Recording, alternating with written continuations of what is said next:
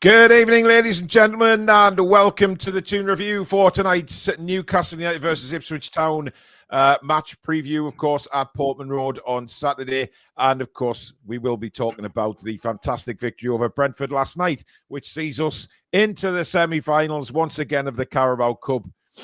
What's that I can smell? It's Wembley. The confidence is buzzing, guys, buzzing. So we'll touch on that as well. But if you do enjoy tonight's show, please do give it a thumbs up and subscribe. If you are new, we're less than 300 away now from the magical 34,000 subscribers. So please do subscribe if you're new. And of course, you can support the channel in the usual two ways. Membership by hitting the join button underneath the three of us. That helps the channel immensely. And, of course, super chats are also available. That's the $sign at the bottom of the live comments, which will guarantee your comment to be read out live on the show. And also a massive big thank you once again to our channel sponsors, Mamaroo Records, based in Whitley Bay, of course, in the town centre. If you're ever kicking about round there, call in, see Steve for all your vinyl, your CDs, your music merchandise, sporting merch, gift cards. He does the lot. So go in, check him out. Tell me you're a TTR viewer, and he will do you a very good deal. But if you can't get into the store itself, they do have a website which is pinned at the top of the description. So a big thank you again to Mamaroo Records. Good evening, gentlemen. Good evening, and good evening to all the Magpie Massive out there in Viewerland. The Magpie Massive. Well, we've got a question straight away, guys, from Robertson. Are you guys doing a watch-along of Man United Tottenham on the live draw? I think we're doing the live. Are you doing the live draw, gents? Yeah, I'll do the live draw. Stato can do it if you want to. I'm not sure I want to watch. I'll probably watch Man United. I'm not sure we'll stream that, though. No. We'll do the draw, definitely. It's too late to stream it. It's not set up, and it takes a lot of work to set up the stream. So I need a bit of time to set up the draw one. So Alex and Billy will probably be with you for that one. But yes, very excited about it. Adam Crawford is a new member of the channel. Welcome to Membership Club, Adam, and thank you for your ongoing support. Marco says the Magpie Massive sounds an awesome name for a channel. Doesn't it just? Yeah, nobody's took that one. That's gone now. Somebody's going to go say some toss. I'm copyrighting it right now. Yeah, we've copyrighted it.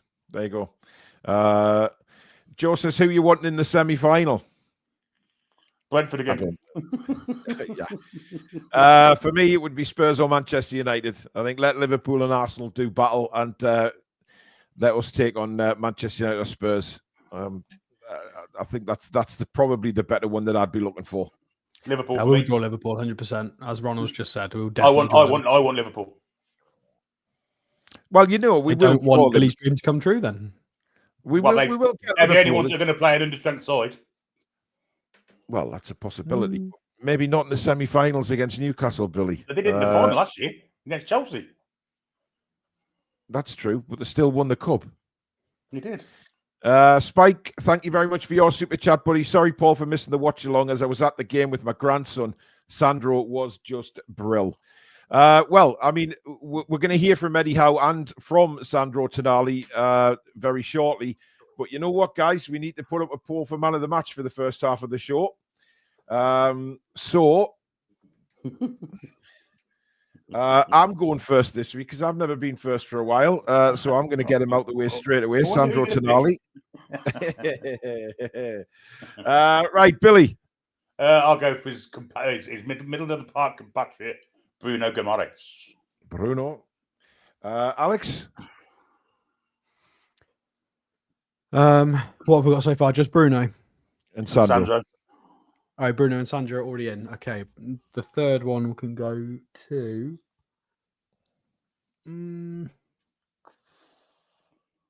That's a tricky one, actually. Ooh, this is actually a really weird one. That's all right. Let's take your time. We've got nowhere. Go with. Sorry, guys. I literally haven't thought about this all day. So obviously you've taken the two obvious ones. Gordon. You going with Anthony Gordon? A few selfish moments that I wasn't super happy about, but yeah. Right, and the four of us need to come up with the fourth. Lewis Hall. Murphy or Lewis Hall, I'd say. Yeah, Murphy, Billy. Murphy. It's mixed with both. Here we go with Hall or Murphy. Burn. Uh, Go for Hall. Lewis Hall, yeah. Okay.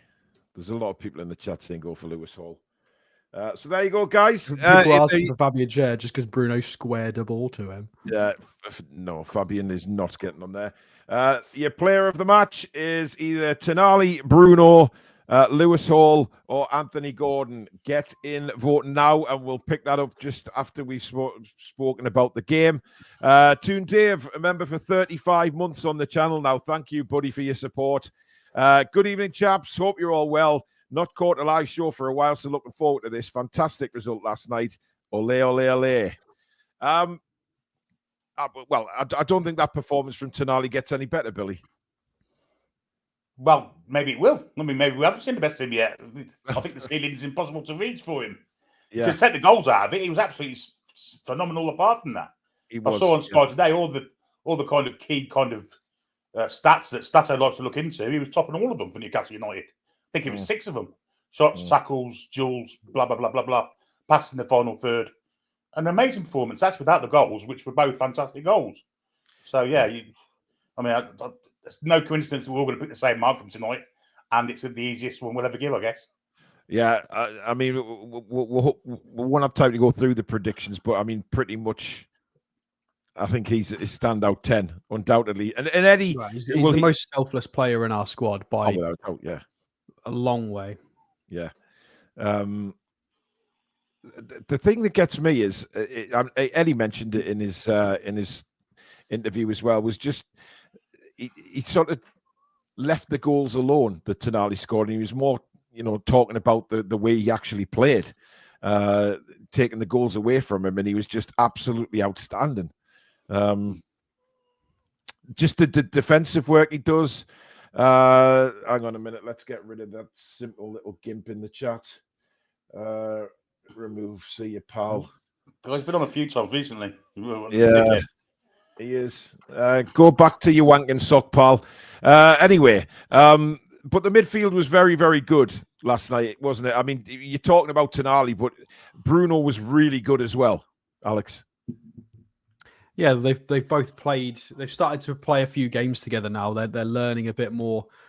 And it's just those quiet little exchanges and link ups and understanding where players are going to be, if they're going to step left, step right, because they do a lot of. There's a lot of risk involved. Sometimes it looks like it's very simple, but a lot of the times it's practiced. It's practiced risk, if that makes sense. Mm-hmm. It'll be passing sequences and passing patterns and attacking patterns that they will have worked on together. But at the same time, I think there's an element with Sandro and with Bruno that some of it is improvised. Well, there's a lot of improvisation that goes on to try and break the lines eventually. And it's what we needed. It was so stale in probably the first 5 to 6 weeks of the season. It was very, very stale in attacking. We just the same attacking patterns all the time. And now we're trying so many different varied things, and they're expressing themselves. Mm-hmm. But because we've got so much more solidity, because Sandro's in the team playing well, Bruno's picked up a bit, Joe Linton's being a little bit more consistent. It's helpful. They can express themselves without us getting killed every time on the counter attack. Yeah, and it's important that they can do that, because the goals are just flowing at the moment. Scotty says, hi lads, got my brother Paul watching with you for the first time. Can he have a shout out just out of hospital? Hi Paul. Paul, hope you're doing well. Thank you for tuning in for the first time, and I hope everything's okay after you visit the hospital, matey. Henry says, sat level 7 last night, just watching Tonali passing. Still man of the match, away from the goals, just world class. Lynn said, if we had signed a top right centre half, a right wing, and a backup centre forward, would we be in the title challenge right now? Who knows? It's all hypothetical. That we to be title challenging now, you would need to be on 34-ish points, and we're on 23. So we would have needed to have made up an 11-point deficit. Would 2 first-class players have made up an 11-point deficit? Maybe. You never know. I mean, you can't, like I say, it's all hypothetical, and you can't really say anything about it because I mean, there are a lot of moments where we could have made a large portion of that up ourselves this season without the signings. Anthony Gordon scoring the penalty against Everton, Fabian Schär not headbutting people, and falling asleep against Brighton. You know, there are several things that were in our control without the signings that we messed up. So, yeah.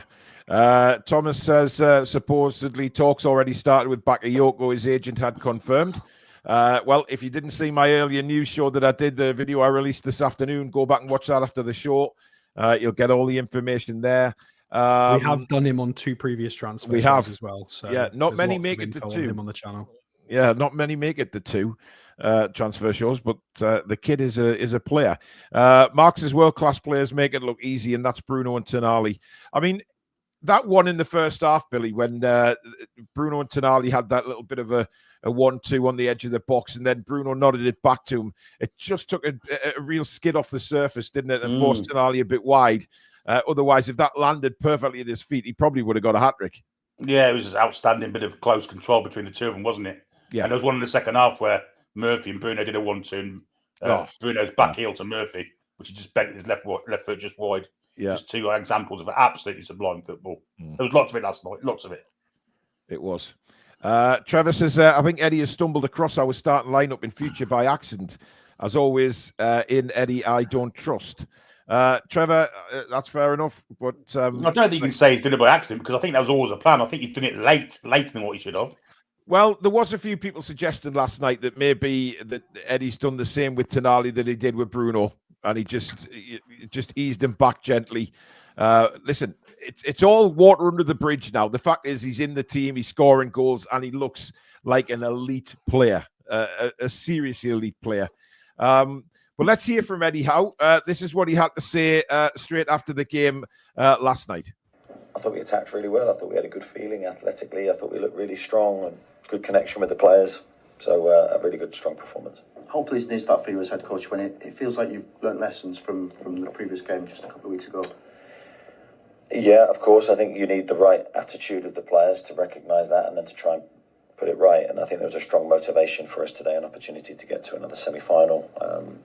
I saw that determination and focus from the players in the lead up to the game. I was hopeful we'd give a good performance, and we did. And Brentford showed even late in the game they're a dangerous team, and so we took nothing for granted, but the players got the job done. Sandro, what about his performance today? He was excellent from start to finish, wasn't he? Yeah, he was. I mean, he wasn't just with the ball. Of course, he scored 2 goals. Probably, he had a number of other shots as well. So it's great to see him involved in goal-mouth action and the attacking play, but defensively I thought he was outstanding as well. His positioning, his reading of danger, his ability to put dangerous situations, quieten them down for us on transitions. A really good overall performance from him, and I think he continues to get better. So Eddie definitely happy with Tonali, Alex, and I think from what he was saying there, his defensive qualities were there for all to see as well. The fact that he was absolutely outstanding defensively, and it looks like he is the main number 6 now, which allows Bruno to just edge that little bit further forward and play sort of on the edge of the box, which he's done against Leicester and Brentford very well. Yeah, I'm still not 100% convinced that Tonali is the out-and-out 6 forever for every single game, every single situation. I'm not, for people suggesting that. I've had quite a lot of haters on social media kind of suggest that I'm trying to create a narrative surrounding that. Haters on social media? Is bizarre. Never. That doesn't happen. And I think it's in the data whether you can read or not read. That's your ailment. If you need to fix that yourself. The data suggests that Bruno is considerably better under pressure. Not that Tonali is not good under pressure. That's ridiculous. But again, being a lone 6 in this league is one of the hardest jobs in the world. So it's not that he's not good at it. It's that when we're playing against some of the best presses and most intense football, it's quite challenging. And I think they're going to have to rotate in that position. There are going to be games where Bruno's going to have to be the guy, or they're going to have to defend in a 2. Joe Linton's going to have to be involved in those different roles he's performed when he's gone sort of left back and different things on occasion to just kind of mix it up to set up tactically against what we're trying to face. So it's not just an out and out, oh my God, Tonali's now a 6, because that's not how football works at all. Things will alter depending on opposition and how things are going. But when we can provide space for him, yes, Tonali, I think, is a little bit better at distribution and getting the ball forward in a better way. I prefer Tonali's distribution because Bruno, despite having some great passing range, sometimes it's a little bit too flamboyant, and Tonali's is a little bit more precise and a bit quicker, which is really, really useful. So I think they're both really important, and they're gonna change depending on who we play. Interesting. John says, if Mbeumo and Damsgaard started, would the result have been the same? Well, yes. How are we supposed to answer that? But I think, yes, we would have won last night. I think it'd have been 7-0. You know, Mbeumo and Damsgaard have played quite a lot in the away games for Brentford this season, and they've still had a terrible record. So there's nothing that tells me that even if they were playing, would the result have been the same? I think we were outstanding again last night and untouchable, really. When we play football like that, we are untouchable. It's just to expand on what you just said, Paul, I think I can't remember if I said this when we were still live last night or when we'd ended the show. There was a period in that second half where I was just really enjoying watching us. And I don't think I've said that this season yet. I was just watching it, and it was fantastic. That, like, I as a football nerd, I do this a lot. I will go and watch different teams around the world. I watch a lot of Austrian Bundesliga, and I watch a lot of Brazilian football as well. Well, as of the last sort of year I have. And sometimes you watch a game and you just admire what's going on, the patterns, the dribbling, or whatever's happening. And that was the first time this season where I watched us for sort of a 10 or 15 minute stint, and I was like, this is really good football. Like, this is fantastic. Yeah. It wasn't just like a hoofball counter-attack. Yeah. Some of the creativity was world class. It was fantastic. Yeah. Thomas is asking what we thought of the Donnarumma incident. I don't know whether you guys have seen it. Saw pictures on social media of the injury sustained. It was horrendous. Absolutely. I'll get it. I'll try and get a picture for you now. No. It's gonna be screaming. No, let's not. Maybe. No. It's not. It's when he's patched up, man. It's not like there's not like blood and gore, guys. It's just it's when he's been patched. Not legs bending in wrong directions and stuff, is it? No, it's his face, man. It's his face. He's not in any like.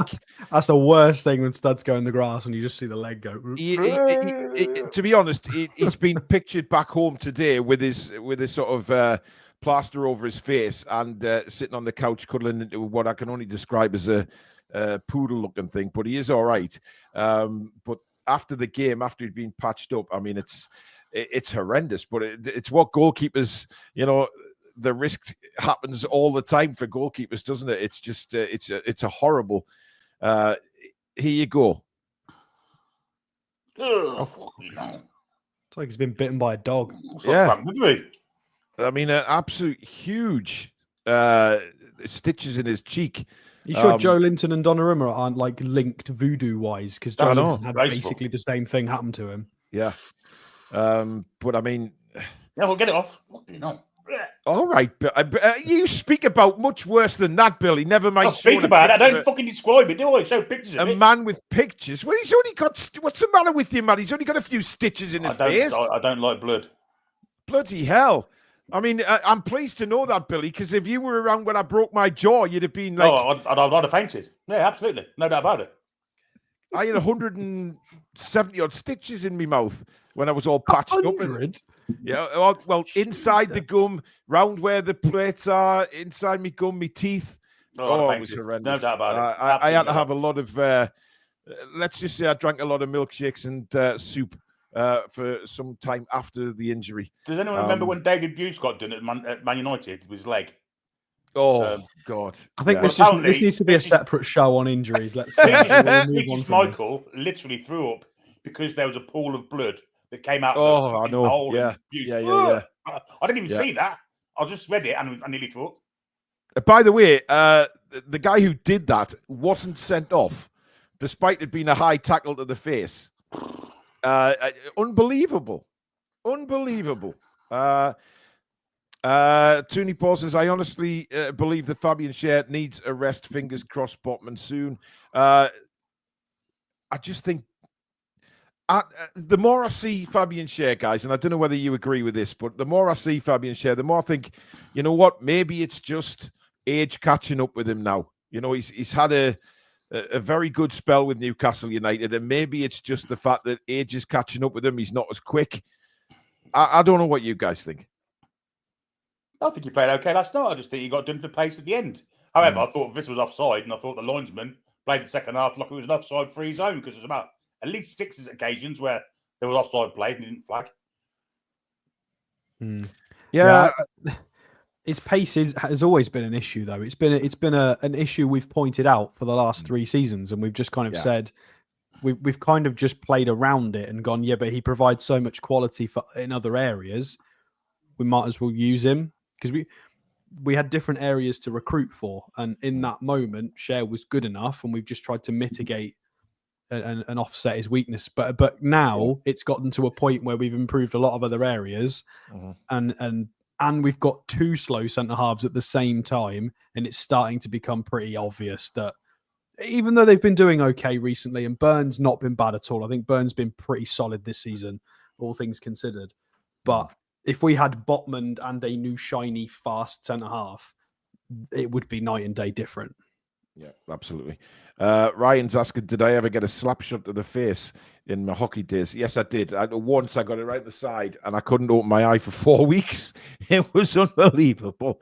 It bloody hurt and all. Billy's not eating anything after the show tonight. Ah, dear. Sean Stevenson, thank you for your super chat. Good evening from Dusseldorf. Great show, guys. Thank you very much for that. I mean, there's some horrendous injury stories coming in the chat, which we're not going to. Billy's feeling woeful as it is. Now, defensive-wise, looking at the 2 fullbacks last night, Billy, you still think that? Well, I actually agree with you on Livramento. Just lacking still a little bit of confidence going forward, isn't he? Yeah, with the ball at his feet, he kind of dithers, doesn't he, sometimes. Sometimes makes the wrong choices. But defensively, he's solid enough. But it's he was fine going forward, bit, isn't it? And it's a shame, because I think it'll come right for him. I think he's trying. You know, I think he's trying to get out of his system, because second half he went across the pitch and went past all the players. Just seems a bit. I mean, I don't know, Billy. The first goal came from him getting to the byline. Well, yeah, he did it once, yeah. Yeah, but it's not a criticism, because we know he'll get better, but sometimes when he's got that space to run into, he stops and turns back and knocks it back to Fabian Schär when he's got the space to run into. I think that's for a reason, though. I think people are being naive with that. No, I think that comes from training. I think that's how they're telling him to do it. No, it depends on the situation in front of him. It depends what's just happened with Murphy. If Murphy's tried a run and Livramento's not sent it, he's then not got that pass on. I think it's a lot more straightforward than people are making out. He either plays it to Murphy. If Murphy's not made the run, well, if Murphy's not made the run, he can play it, and Murphy's got to try and contest that. Or if Murphy's made the run, he's got to time that pass. And if he's missed the timing to do either of those 2 options as he's then being pressed, he then has to turn. He's been probably being told, or maybe he's making that decision to just be careful with the ball and not lose it needlessly, especially in the right back area. If Murphy's up there, he's then got a slow Fabian Schär to cover. I get what you're saying. He's got the pace to take people on. That's all I'm saying. No, I agree. I'd like to across the midfield and comes across the pitch and loses the ball. Did it a couple of times last night. Did it Saturday as well. You know, I think that's instructional, though. I think that's more. That's a different thing entirely. That's just more. He needs to develop that side of his game. But I'm talking a little bit more when he runs up the line and then he doesn't send it because it's not right for Murphy's not in the right, whatever. He's misread the situation. He's not timed it right and he has to recycle it and go again. I would prefer he was more careful than losing the ball, especially in a deeper area personally. So I'm not always bothered when he does that. I mean, listen, again, it's subjective, isn't it? It depends what he's been told to do in training and what the tactics are for his particular position. The fact of the matter is, he's going to look worse when he's playing with Lewis Hall as a left back and what he does with the ball at his feet. Yeah, you're going to compare him automatically. Far superior technically. Yeah, I mean, Lewis Hall just seems to. He just gets better every game, doesn't he? Let's be fair. He looks like he's just continuing up this. He's climbing a mountain, and he just keeps climbing it. And that's why I put my neck on the line in the summer, and I said Lewis Hall is the second most technically gifted player in our squad behind Bruno only. He's the kind of player, when they used to do these funny adverts with like Ronaldinho and Xavi and Iniesta, they'd make them do like blindfolded keepy uppies and all this nonsense. He's the kind of, if you had to trust any players in our squad to do these weird challenges, like pluck a ball out of the air from 100 meters and just drop it dead. If all of those weird challenges, I would pick Lewis Hall. Bruno would be in there as well, but Lewis Hall is on my team sheet for that. If you have to play some crazy technical game with timing and efficiency and technique, he is right at the top of that list, 100%.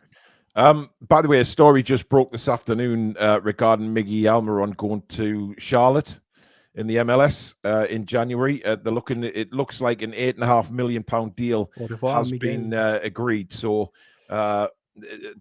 somebody asked in the chat, what do we think of that? My exact thoughts are hallelujah. I am done with Miggy, and I have been for quite some time. And if we get £8.5 million for him, as Kevin Keegan would say, I'd love it. Look, he's been with us a long time, and I wish him the very best when he does move on. But he's not anywhere near first team class Paul, now. he's the 2-time Paraguayan Footballer of the Year. Yes, I've won that 3 times, and I have a shite twice a day. I don't give a damn. He's played 123 minutes, and he's got 18 months left on his contract. So you look at his stats over his time at Newcastle, and it really isn't good, is it? Let's be fair, guys. But I mean, 8.5 mil for a 30-year-old who's got 18 months left on their contract, and it hasn't really played at all. He's played just over a game. You can snap your hand off for it. Just doing the maths there, 8.5 times 3, 25.5 million. Bakayoko 25. Makes sense, doesn't it? Yeah, it makes a lot of sense. Yeah, just nobody tell Charlotte FC that that's a bad deal, because they're getting an absolute. Well, you know what? He might go to the MLS and tear it up. He might. He absolutely will. Of course he will. Wow. I named my pug after Miggy because despite everything, they're the spitting tip of each other. Also, no disrespect, but it's a good dog's name. Better than Waffle, which is what the wife wanted. Yeah, as long as Miggy's not actually his name. It's Miguel. Miguel, yeah, but you know what? I mean, he runs like a dog down the sidelines, but that's all he does. Chasing a balloon. Indeed. Just one quick point before we move on to the Ipswich game on Isak. I think he looked tired last night. He looked, certainly as the game went on, second half he looked completely out of gas. And obviously, Asula did eventually come on, but I just think maybe Asula should have come on a bit sooner, Billy. Yeah, no, I agree. I think Asula could have come on. As soon as he went 3 up, I think we could have brought Asula on then. Yeah. However, we can see why he's not been brought on, because he's very, very raw. At fault for the goal, giving the ball away. He's very naive, very raw. Yeah. I mean, I'm not sure I can blame Will Asula for that there. It was that... He lost it in midfield. Look, to be fair, it was it was in the injury time, and Newcastle had done the hard work. The game was over. Yeah. I don't blame a couple of the players for being a little bit tired or lapses of concentration at that point of the game. It was done and dusted. There was a situation, I don't know if you guys remember, I can't remember who it was against, but Isak lost the ball in exactly the same position against somebody, and we conceded on the counter-attack, and everybody blamed the defenders. Nobody blamed Isak. Same situation. Oh, that was Brentford away, wasn't it? Brentford away. Yeah, it was Brentford away. No, this was earlier on in the season. This happened. This was. He's done it more than 6 weeks ago. Kush says Isak is knackered, but this is what happens when you have one fit striker at the club. Well, I mentioned that in the news show I did earlier on. That we're kind of paying the price. We especially when we're looking at this Atalanta striker as well. What's his name, Alex? You can pronounce it better than me. Charles de Ketelaere. De Coutelare, yeah. I butchered his name apparently in the video, but actually, I said De Coutelare or something like that. I wasn't far away. De Coutelare. I don't know if they say, I don't know. But we're looking at him. He's got something like 8 goals and 9 assists this season. Atalanta top of Serie A. And I did say, we can't rely on Callum Wilson coming back. We just can't. Not anymore. We'll do him on a transfer show because I think there's more to that story than just his current stats. Yes, and we've got to be careful with Isak because he's playing a lot of games. He's Asula's not up there just yet, is he? So we are relying on a lot from Isak in these next few games. So we have to keep him fit. But I mean, Billy, you did mention in commentary yesterday that maybe you thought he was just taking the foot off the gas to manage his fitness. Yeah, I think he played well within himself last night, to be honest. Yeah. Well within himself. Because he was the way he was coming back for the ball against Leicester was really good, wasn't it? Let's just think about it. The midfield were cooking that much, and the 2 wingers, they didn't really need that last night, let's be honest. Yeah. No. Right. We're going to hear from Sandro Tonali now after the game last night. So keep your man of the match votes coming in, although, yeah, I've just had a glance across. Yeah.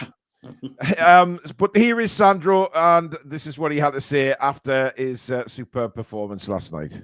I think, it's a special night for me, it's a special night for Newcastle fan, for the team, because we're in semi-final. We play very well. We play with a solid team, and we are happy for this. We are happy. We are unhappy for the last goal conceded, and maybe only the first thing negative. But we are happy. Now we need to recover very well, because we are again in a row for another game. As a team, what did you do so well to get control of what was a very difficult game? But I think now we control very well the game, and this is at the start of the season.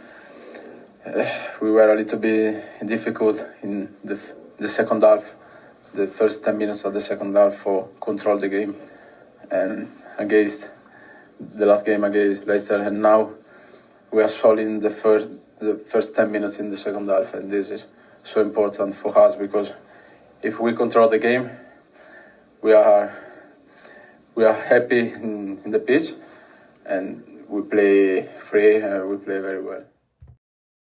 It's safe to say he was absolutely knackered when he did that interview.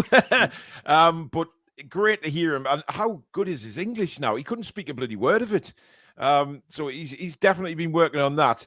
But a very happy Sandro, Billy. I think he played a very good game. And he was very happy. Not Steve McLaren, give our. Aussie Ideal. I've got Aussie Ideal vibes from him. Yeah, he's got every right to be proud of his performance last night, because you ain't going to see much better than that.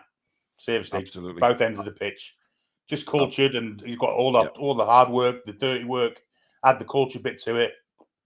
We've got 2 like that now. It's fantastic. Yeah, it is. And he's a fellow contact lens wearer like myself. I don't know what relevance that has at all, but I just thought I'd mention it. He came in wearing contact lens and glasses. Not at the same time, you muppet. By the way, if you want to hear me have a little, those of you who enjoy me having a little mini rant, after the show, go back and watch the video I did earlier on today when I talk about Troy Deeney, because I've got some lovely words for him. Well, he just completely disrespected the Northeast, Alex, is what he did. But again, yeah, you can go back and listen to watch the video. It's just disgusting what he said. What he said was, nobody wants to go there. It's 3 or 4 hours away from London. What's London got to do with the price of shit these days? London is a dump, right? I'm getting started again. What's in Watford compared to the Northeast? Troy Deeney's a brummie. He's a brummie, but exactly the city of cheese, as Jimmy Moore would say, our good friend in America. Has Watford got more facilities and things to do than Newcastle City Centre? This is the thing, I Alex. would contest not. Yeah, but these players, right? These players who slag us off, right? Slag the Northeast off. Okay, they've never spent any time there. They've come up for a couple of days, maybe for a match, and then gone back down south. But then he said it's very hard to get to. Now, I'm sorry, but we have a train station and a fucking airport. You can get to London in less than an hour. So what the hell is this absolute cockwomble talking about? Seriously. And it's the TalkSport criteria, clearly. Well, they've got to have played for clubs fearing relegation in Gabby Agbonlahor and Troy Deeney in Villa and Watford. You must have played for clubs battling to either not be in the Championship or not get relegated into the Championship. Yeah. And just have very odd views and not liked by most people, and have never made it inside an actual footballing job either. And, Agbonlahor and Deeney, both from Birmingham, criticised other places in the UK when Birmingham was famously ignored by the German Luftwaffe. And I quote, nobody would know the difference if we'd bombed it or not. Well, we apologise to the Brummies out there. Brummies. Marco says, I'm more south than London. I'm starting to feel Paul hates Southerners. I don't hate Southerners. What I do hate is the Southern pundits who slag us off. You know, as if London's this god almighty emerald city, when a lot of London, let's be fair, is a dump, right? You have to have a lot of money to live in the nice areas of London, and if you don't, it's a dump. Right? It's one of those places where you don't need to live there in the modern world. It's because it's a typical 40, 50 years ago, if you wanted to buy a product or have a certain job or perform a certain activity, it was not realistic to do that in many cities and towns in the UK, whereas you could always in London. Now, in the internet age and all the infrastructure improvements and transport improvements, it's not really necessary to be in London. You're getting all the drawbacks of the prices and the craziness, but you can kind of do it in most cities now anyway. You can do whatever you want. So it doesn't really make much sense. I hate anybody slagging the Northeast off because, you know, it's a fantastic place. People are really friendly. You've got a fantastic coastline, loads of places to visit, great bars and restaurants now in Newcastle. I live down south and I've lived in many cities down south, and I prefer the Northeast. And there is nothing it doesn't really have. I don't quite understand what people are talking about. It's got pretty architecture. It's got huge shopping centres. It's got the train station and airport, like Paul have said. It's got rural areas. It's got nice people, lots of culture. I don't really understand what people's point is, because it's coastline as well. As I say, if you want to go and listen to my listen to what I have to say to Troy Deeney, go and watch the video that I did earlier on today when the show's finished. Manny says, guys, by the way, the outro that was in the last video earlier is better than the dancing cows at the end, guys. Well, no, the thing is, Manvia, right? The dancing cows, you're obviously new to the channel, so we'll explain.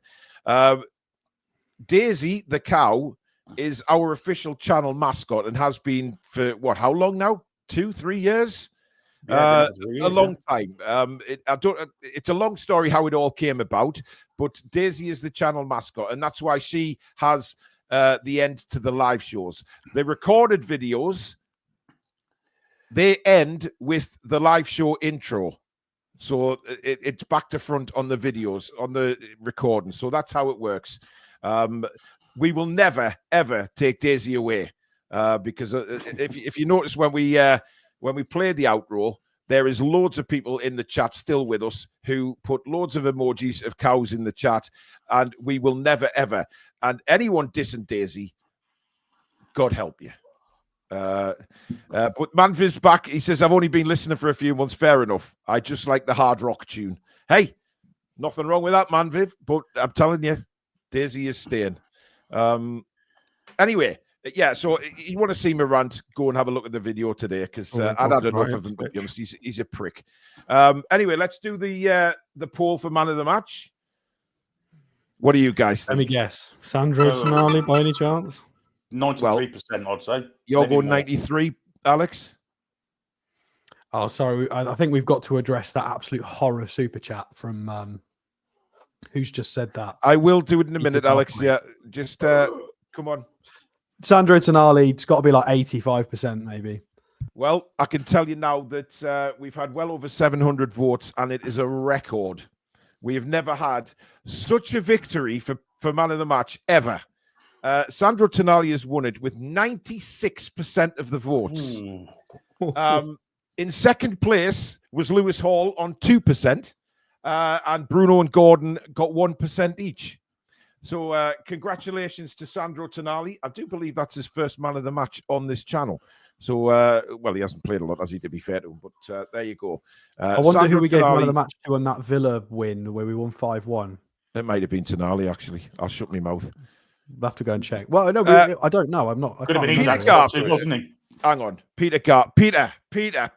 I appreciate the super chat. Would you take Marcus Rashford either on loan or to buy? I wouldn't touch him with a 10-foot penis, okay? He's so lazy. He's overrated. I've always said he's overrated, and I would not have his little stormy little attitude. You need to go and watch videos of him. I mean, I think there's a clip of him, I think it's against Luton Town at Kenilworth Road, when the ball is there to be won 5 or 6 times during the very short clip, and he's just walking around. He's not even attempting to get the ball. His attitude stinks, and I don't want him anywhere near Newcastle United. I would have taken him 3 years ago before this all happened, when we had an opportunity to try and develop him in our style, but that ship has long since sailed. His wages are just ridiculous as well. He wouldn't get an outside either, let's be honest. I mean, I don't think he would, Billy. You're not going to replace Anthony Gordon with him, absolutely no way. He's a left-sided forward, isn't he? I mean, Barnes and Gordon have been banging far more in than Rashford has for a long time. So, and the thing is, over the last 3 or 4 years, he'll score in a couple of games, and everybody beams about him, saying, "Oh, he's back! Get him in the England squad. Get him in the England squad." He's nowhere near an international level at the minute because his attitude stinks to high heaven. Andy K, thank you very much for your super chat. I deliver around London every week. It's fucking rotten. Fly tipping everywhere. How are the lads?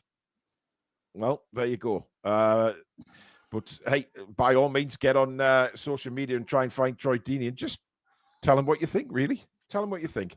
Right, let's move on to the Ipswich game. Alex, I believe you've got some graphics there for us, so take it away, my man. Oh, God, he jumped it on me then. Hang on a minute. Right, there we go. Right, some graphics. So, Ipswich. First time I think we've ever done a preview, review, any kind of talk about Ipswich on this channel. So it is a first. It is a debut for Ipswich on the Toon Review. Of course, most people who support Newcastle have a kind of little liking for Ipswich. It's the Bobby Robson derby, basically. Yes. So it's got to be stated. I've got a lovely half and half scarf of the Bobby Robson Day, which Paul gave me as well, which is very nice. It's going to go on the wall behind me when I get it sorted. Sorry, who gave you that, Alex? It was you. It was. I already said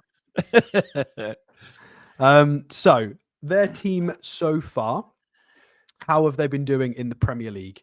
Well, this is their most recent lineup. Of course, despite a 2-1 victory and Wolves getting a player sent off, their highest rated player is still their goalkeeper. So it kind of gives you a nice little indication of where they're at as a club at the moment.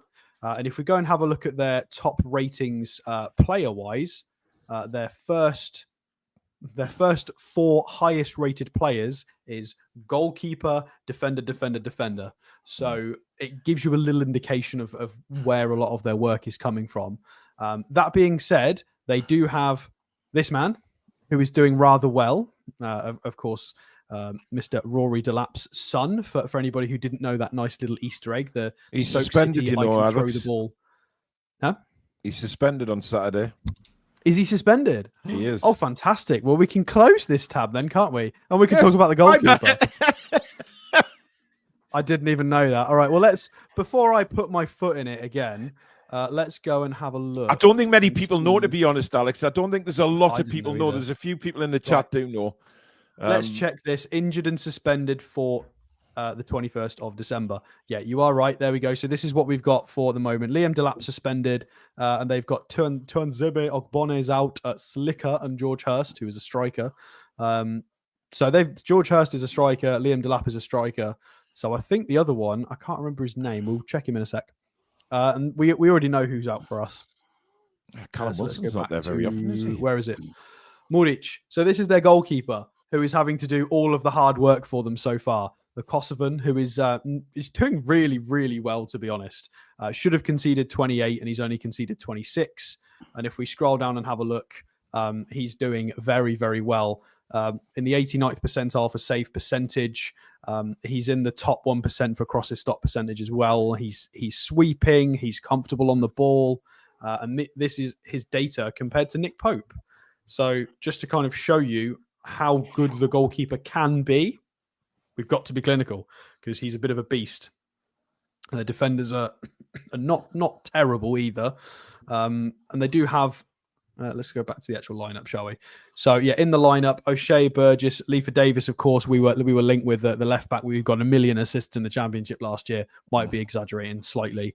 4-2-3-1. So much. I'm not so sure about this. I don't think this is quite how they line up off the ball or on the ball, to be honest. I do love Connor Chaplin. I have an affinity for him because I used to sign him in Football Manager on a couple of occasions for certain teams. He's not quite as good in real life as we made him on Football Manager, but they have a good, hard-working side that has only managed to accumulate 2 wins so far this season. So they've done okay. In terms of their team data, it's not great. Their league position of, I think it's about 19th, is kind of justified. They're 18th in the league for goals per match. They're scoring about 1 a game, but they're conceding about 1.8 every single game. So that is pretty bad. That generally means you're losing most of the time. 16th for clean sheets. They've only kept 1 clean sheet. Considering we're 16 matches into the season, that's really, really poor. Average possession to be expected. Well, unless you're Southampton. The attack, their XG is 19th. Shots on target, 18th. I mean, we'll just go down this list. I'm not going to read everything. 18th, 17th, 16th, 17th, 19th. You get the idea. They're pretty poor in most areas. They're middle of the pack for long balls. Things that they're slightly better in is interceptions per match. So they're definitely set up to try and block passing lanes and be a bit more intelligent and diligent with space. Tackles per match, you would think would be a bit higher. No, down in 19th. So they're clearly more concerned about retaining shape and blocking lanes and trying to pinch the ball that way. Third highest XG conceded in the league is pretty bad as well. I'm not sure they know what pressing is at 3.2 per 90 in the final third. They've also defensive statistics are quite interesting. They've conceded 3 penalties. They are third in the league for fouls per match.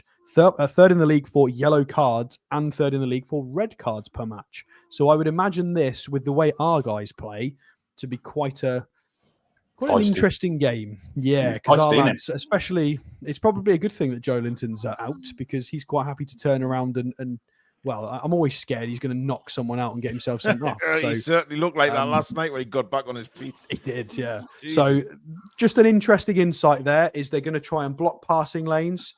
And maybe if they fail to get that to block whatever killer ball's been played through, they're going to bring you down. This is quite telling. 41 yellow cards. I mean, yeah, Carl makes a good point here. This is similar to the conversation about Luton last season. I hope it's not going to be a banana skin. Big difference though. They don't have a Ross Barkley. Yeah.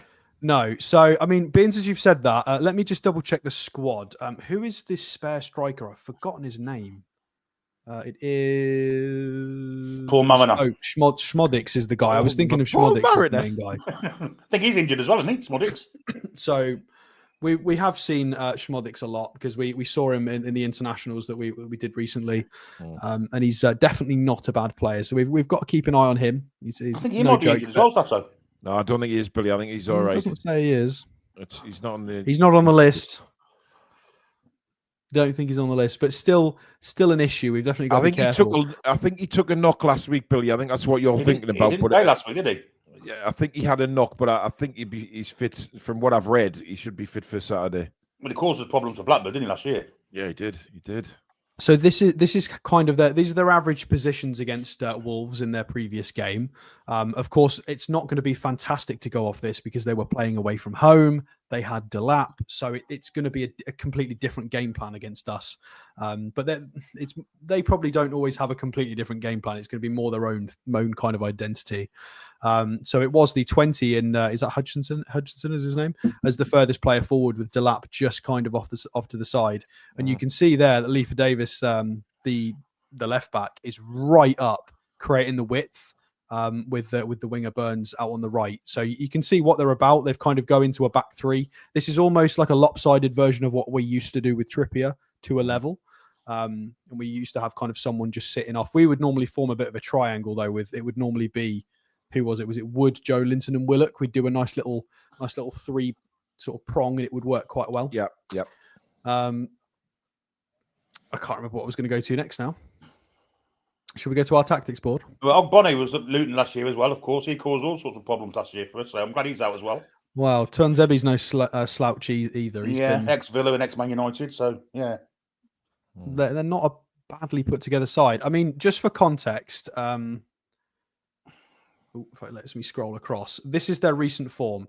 So they did get a win at Tottenham. I've seen the highlights for this. I didn't watch the game at the time, so I've seen funnily enough, the Tottenham YouTube channel put up 2-minute highlight videos. The Ipswich one put up an 11-minute highlight video. So Ipswich very happy that they won that game. Yeah. So we got lots of interesting insights into the Ipswich attacks in that 11 minutes. And they were not bad, to be fair. They chased all the lost causes. Set pieces looked quite dangerous. They were well structured. They were giving it a good fight. But these are the only 2 wins I believe they've got in the league is against the 10-man Wolves, albeit they snatched it at the end. They were lucky to win that. And then if we go back, there's nothing else. There's nothing.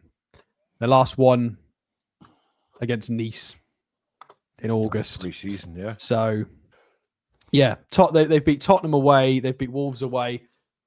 So they're at home. It doesn't look like they've won at home yet this season. But again, now Billy said Luton. I'm a little bit.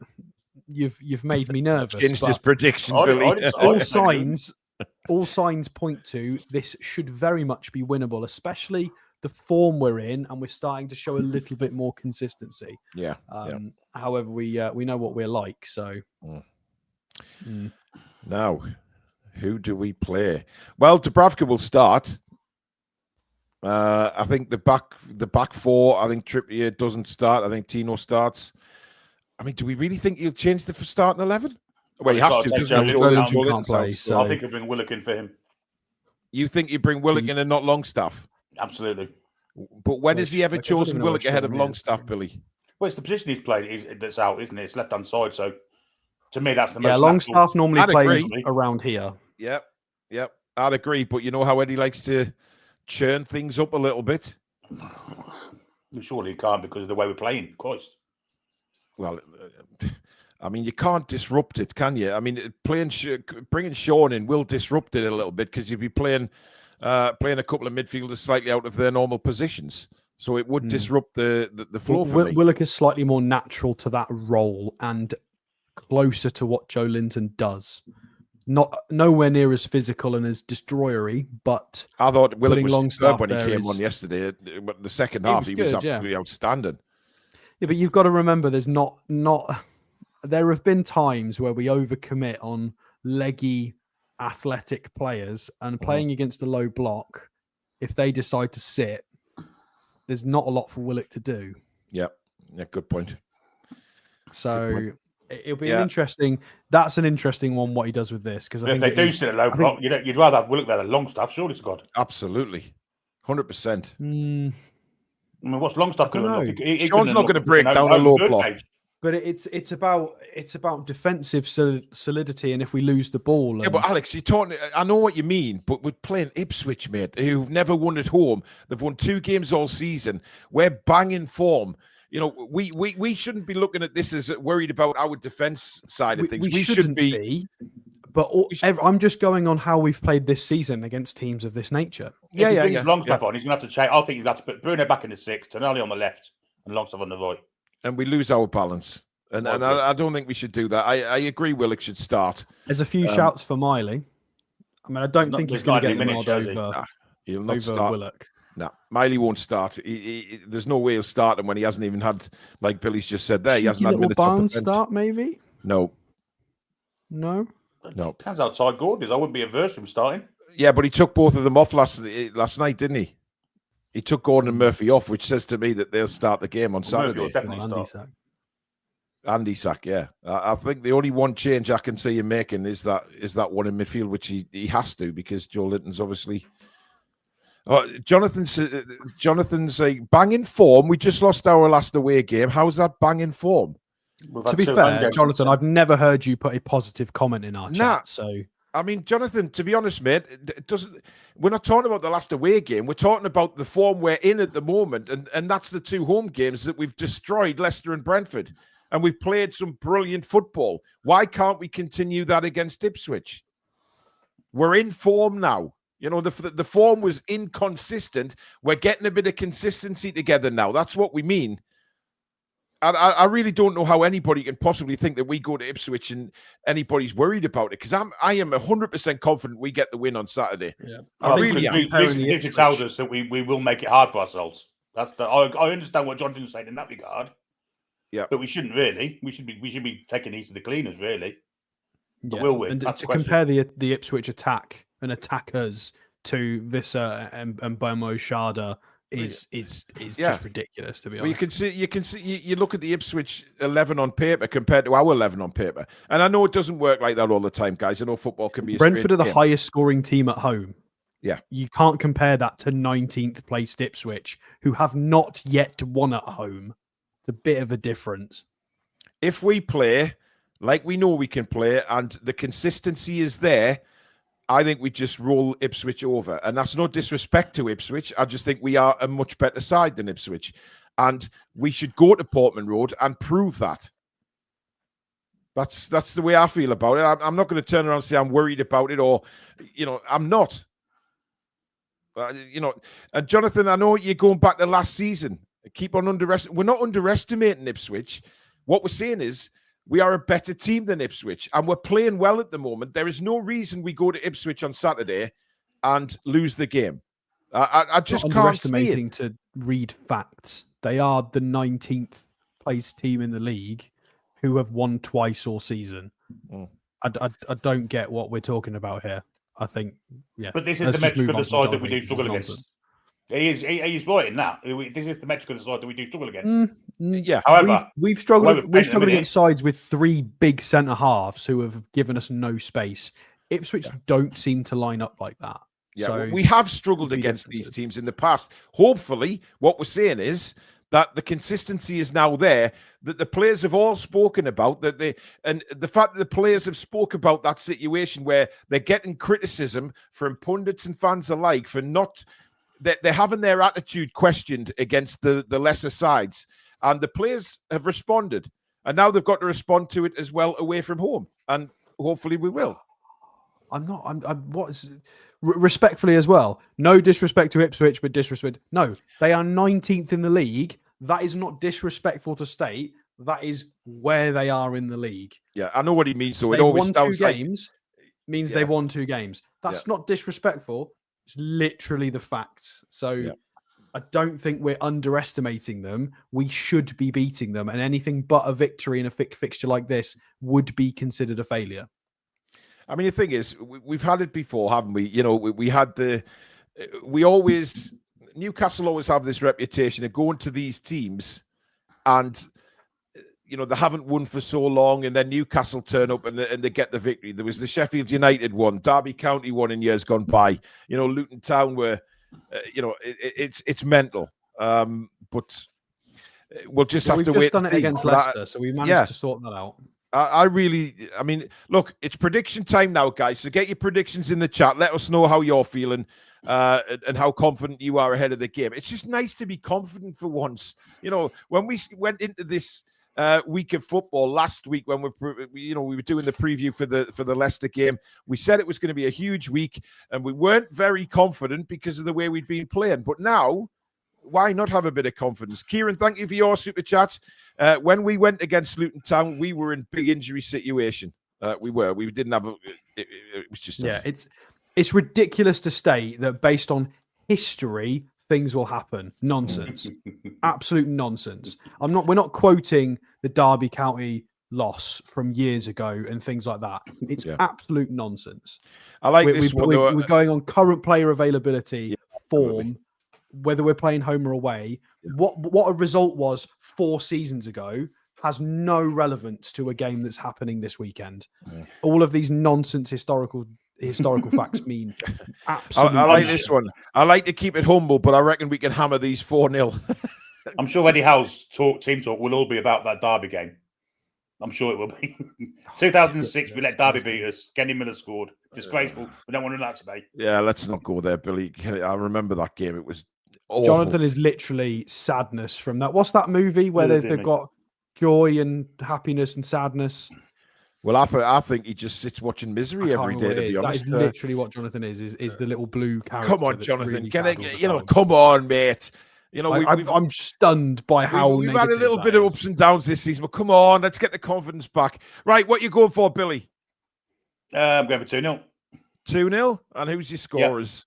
Isaac and Willock.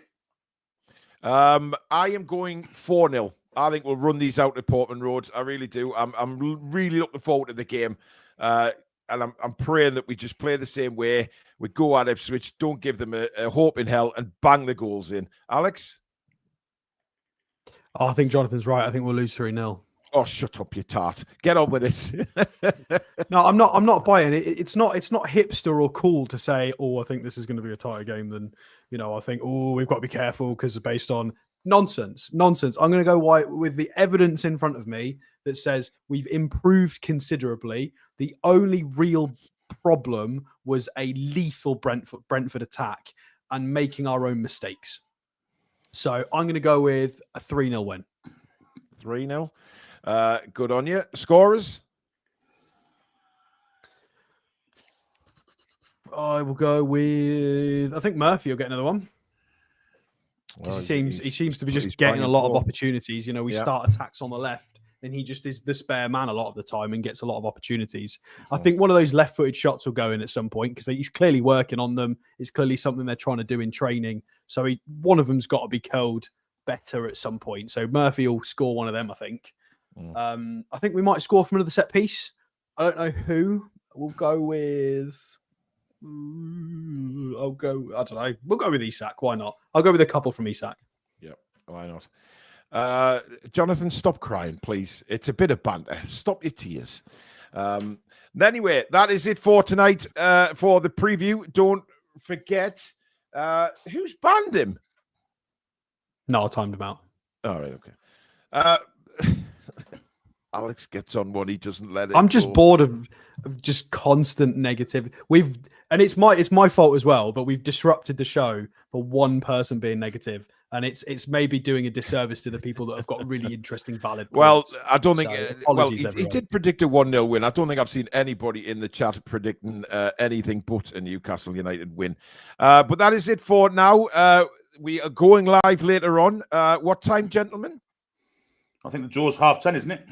Is it 10:30? Well, they probably won't pull the bloody names out of the hat till 11 at that point, will they? Well, we'll have to quarter past 10. double check. Yeah, we'll go live at 10:15, guys, for the draw to see who we end up with. So join us for that later on. Tomorrow, don't forget, 11 o'clock in the morning, the press conference reaction. See what Eddie's got to say ahead of the trip to Portman Road. And then, of course, tomorrow night, 7 o'clock is TTR Friday, where we'll have a bit of banter, a bit of a rant about certain things. And then, of course, we'll let you guys come on and join us and, have your say on everything Newcastle. Saturday, 2:30 in the afternoon, Matchday Live. Once again, full commentary of the game against Ipswich. Sunday night, of course, is the review of the game. Monday night, guys, is our Christmas special. And it is going to be a Christmas special because we're doing nothing but doing giveaways throughout the show. Well, I might do a bit of quizzing to win prizes. Certainly, members draws. Nigel, as well. We don't have enough time to do the player ratings because we're doing a review and a preview all in the same show, mate. Sorry. Yeah. We ain't got time on it when it's like this, Nigel, unfortunately. But don't forget, 7 o'clock Monday night is the Christmas special.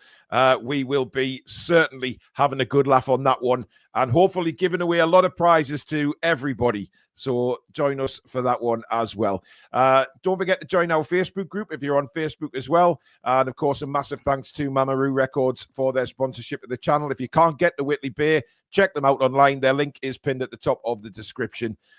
So obviously, it'll be a bit late now for postage for Christmas, but maybe some birthdays are coming up after Christmas. Get yourselves on there and get some cracking deals from Steve. So big thanks to Mamaroo Records once again. Thank you for your super chats and your memberships and mods. Thank you. Billy and Alex, thank you. And of course, the usual massive thanks goes to you guys out there for spending an hour with us tonight. Thank you so much. We'll see you a bit later on for the draw, see who we get in the semi-final. But in the meantime, guys, take care. Away, the lads and lasses. Come back and check out the breeze.